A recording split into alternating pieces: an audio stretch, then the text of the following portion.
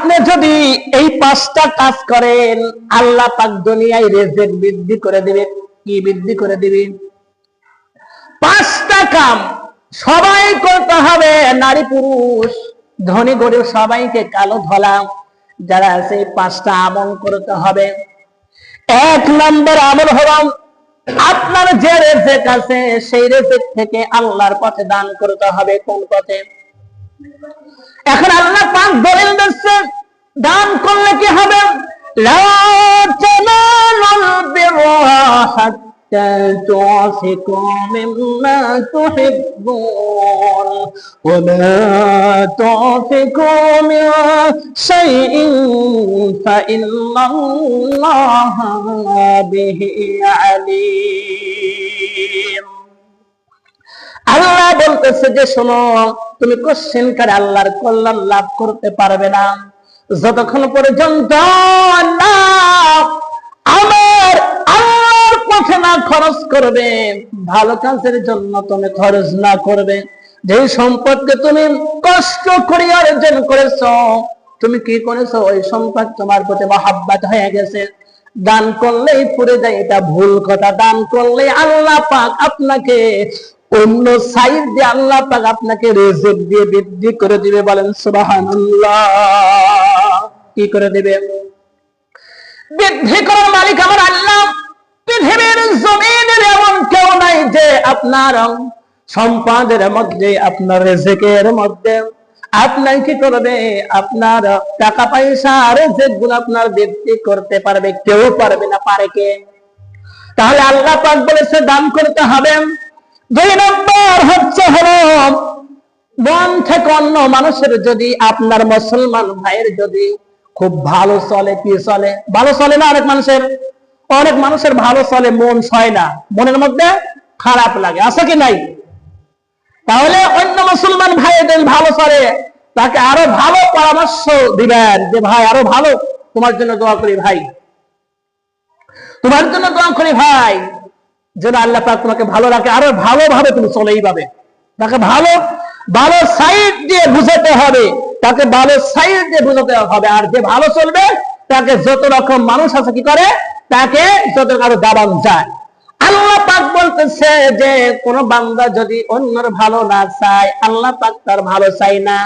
নবীজিও বলেছেন কি দেখেন, লা ইয়ারহামুল্লাহু মান লা ইয়ারহামুন নাস। নবীজি বলেছেন যদি আপনি অন্য মানুষের কল্যাণ না চান, ভালো না চান, আল্লাহ পাক আপনার ভালো চাবে না। অন্য মানুষের যদি আপনি রহমত করেন, আল্লাহ পাক আপনার প্রতি রহমত করে। বলেন সুবহানাল্লাহ। তাহলে আজ থেকে আমরা বুঝলাম অন্য মানুষের আমরা ভালো চাবো। কি কন? অন্য মানুষে আমরা অবশ্যই আমরা ভালো চাবো। আর অন্য মানুষকে যদি আমরা ভালো না চাই, আল্লাহ আপনি আমার ভালো চাবে না। আমার জানামতে আমি সবার জন্য কল্যাণের জন্য দোয়া করি, যেন ওই ব্যক্তির জন্য রাসূলের হাদিস পড়েছি, ওই ব্যক্তির জন্য কল্যাণের জন্য দোয়া করি, আল্লাহ পাক আগে আমার জন্য ওইটা বাজেট করবে। কার জন্য? আমার জন্য বাজেট, তারপর কি আপনার জন্য। আমি তো দোয়া করেছি, সেই জন্য আমরা অন্যের কখনো আমরা খারাপ চাবো না। 3 নম্বর হচ্ছে হলো ফজর নামাজ জামাতের সাথে আদায় করা। ফজর নামাজ কার সাথে আদায় করা? জামাতের সাথে আদায় করা।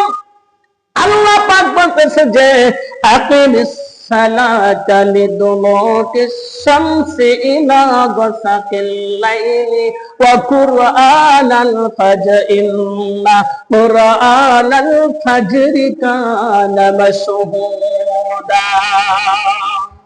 বান্দা তুমি নামাজ আদায় করো অন্ধকার পর্যন্ত। ঠিক আছে? যখন সুবহে সাদিক হয়ে যাবে, ফজর নামাজের রক্ত হয়ে যাবে, আল্লাহ পাক বলতেছে ওই সময় তুমি ফজর নামাজের সময় যখন হবে, তুমি ফজর নামাজটা ঠিক মতো তুমি আদায় করো। ফজর নামাজ আদায় করার পর কি করতে হবে? আপনাকে ফজর নামাজ আদায় করার পর কার সাথে কথা বলতে হবে? আল্লাহর সাথে। নামাজ হয়ে গেছে, এখন কোরআনে কারীম আপনাকে পড়তে হবে। এখন দুনিয়ায় একটা বন্ধুর সাথে আপনার দেখা হয়েছে, কথা বললে যত বলবেন তত মহব্বত হয় কি হয় না? আল্লাহর সাথে যদি মহব্বত করতে চান, 1 নাম্বার আপনাকে কোরআনে কারীম শিক্ষা করতে হবে। ঠিক না? যদি কোরআন কারীম আপনি পড়েন, কার সাথে কথা বলা হয়? আল্লাহর সাথে কথা বলা হয় যায়। বান্দা যত আল্লাহর সাথে কথা বলবে, কোরআন কারীম পড়বে, আল্লাহর সাথে বান্দার বন্ধু হয়ে যাবে। কি হয়ে যাবে? আল্লাহর সাথে যদি বন্ধু হয়ে যায়, আর আমার কোনো প্রয়োজন, আপনার আর কোনো প্রয়োজন নাই। আল্লাহ পাক আপনার জন্য ব্যবস্থা আল্লাহ পাক করে রাখবে। বলুন সুবহানাল্লাহ। আর 4 নাম্বার, বেশি বেশি করে ইস্তেগফার করতে হবে। কি করতে হবে? ইস্তেগফার করলে রিজিকের অভাবগুলো দূর হয়ে যায়। আল্লাহ পাক দুনিয়ায় ক্ষমা করে দেয়, পেরেশান গুলো আল্লাহ পাক দূর করে দেয়। বলেন সুবহানাল্লাহ। আমরা পড়ি, আস্তাগফিরুল্লাহাল্লাযী লা ইলাহা ইল্লা হুয়াল হাইয়ুল কাইয়্যুম ওয়া আতুবু ইলাইহি। আমরা যতবার বললাম, আপনার কাছে ফকিরের মতো হাত তুলেছি, আল্লাহ, আল্লাহ গো, আমার প্রার্থনাগুলো কবুল করে নাও, আল্লাহ আমাকে সাহায্য করো। আল্লাহ আপনাকে বলতেছে, আল্লাহ আপনি ছাড়া আমার আর কেউ নাই, আপনি চিরস্থায়ী আর চিরঞ্জীব আমার আল্লাহ পাক। কি কর? হাদিসের মধ্যে পেয়েছি, যার জন্ম আছে তার কি আছে? মৃত্যু আছে। আছে কি নাই? দুনিয়া থেকে। আর আল্লাহর পাকের বলেন মৃত্যু আছে? আল্লাহ যেমন আছে তেমনই থাকবেন, কিয়ামত পর্যন্তই থাকবেন। বলেন সুবহানাল্লাহ। আর 5 নম্বর হচ্ছে, আপনাকে যে রাস্তা কাটা আছে, রাস্তা দিয়ে মানুষ চলাচল করতে বেকায়দা হচ্ছে, কষ্ট হচ্ছে, এইগুলো সরিয়ে দিতে হবে। কি কর? মানুষকে সমস্যা করা যাবে না। আর আপনাকে 5 ওয়াক্ত নামাজ জামাতের সাথে আদায় করতে হবে। এই নামাজ যদি মা এবং বোনরা নামাজ আদায় করে, তাহলে তো ওই বাড়িতে অভাব থাকার কোনো কথা নয়, পেরেশান থাকার কোনো কথা নয়। ঠিক আছে? সেজন্য অবশ্যই এই 5টা আমল করব।